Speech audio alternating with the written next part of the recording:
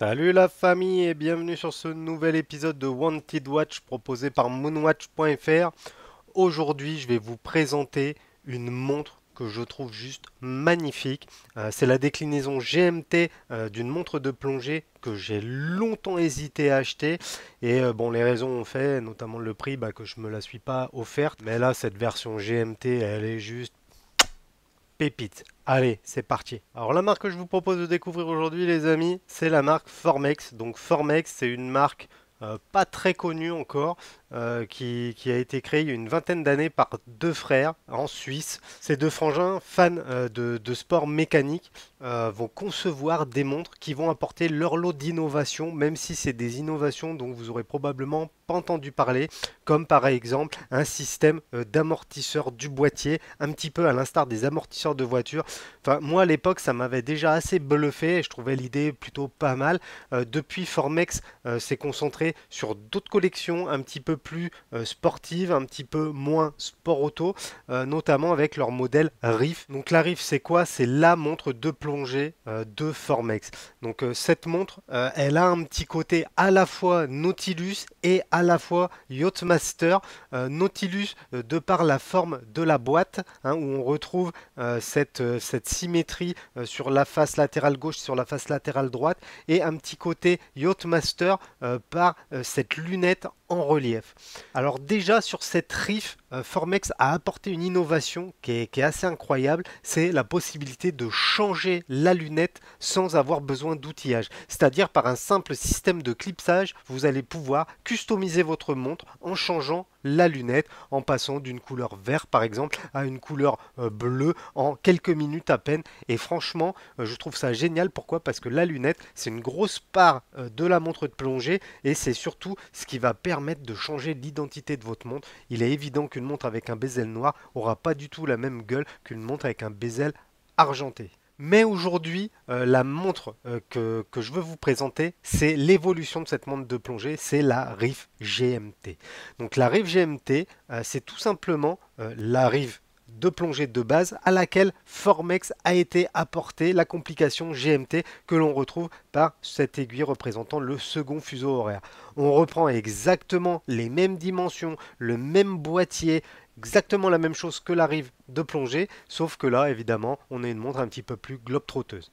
Je tiens à préciser aussi que les bezels, hein, les lunettes, sont spécifiques à la version Riff GMT. C'est-à-dire qu'on va retrouver un affichage 24 heures, puisque c'est une montre de voyageurs tout simplement.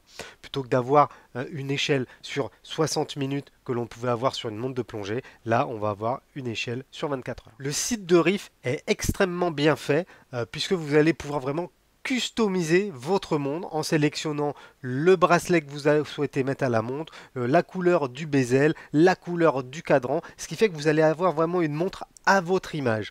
En parallèle à ça, lorsque vous allez commander votre montre, il va vous être possible d'ajouter des bezels supplémentaires, des lunettes supplémentaires, tout simplement pour pouvoir customiser votre montre. Moi, le modèle que je préfère, c'est clairement le modèle blanc avec la lunette toute argentée, j'aime beaucoup, ou alors la lunette toute noire, ça aussi, je trouve que c'est très très classe. Le cadran blanc, je suis grave fan. N'hésitez pas à mettre en commentaire quelle sélection de composants vous auriez choisi, plutôt cadran blanc, vert, marron, plutôt bezel Batman, vert. Mettez-moi en commentaire qu'est-ce que vous auriez fait comme combo.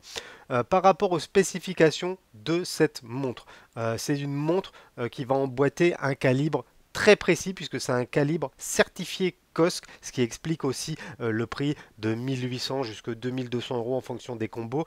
Donc un calibre Sellita SW330, quelque chose de très précis qui propose une complication date et une complication GMT. Le diamètre, dimension assez contenue de 42 mm de diamètre pour 11,4 mm d'épaisseur. Un truc que j'aime beaucoup sur le site de Riff, c'est qu'on a la perception vraiment de l'épaisseur de la montre, puisque là sur le poignet, la montre est perçue comme une montre qui fait moins de 10 mm. Et ça, c'est très important. On retrouve la largeur du bracelet, l'entrecorde mesure 22 mm, un lug-to-lug tout à fait contenu de 47 mm, donc on est sur une petite montre, hein, c'est pas forcément une très grosse montre. La montre, même si c'est la déclinaison globe-trotteuse, reste étanche à 300 mètres, donc on est quand même sur une vraie montre de plongée.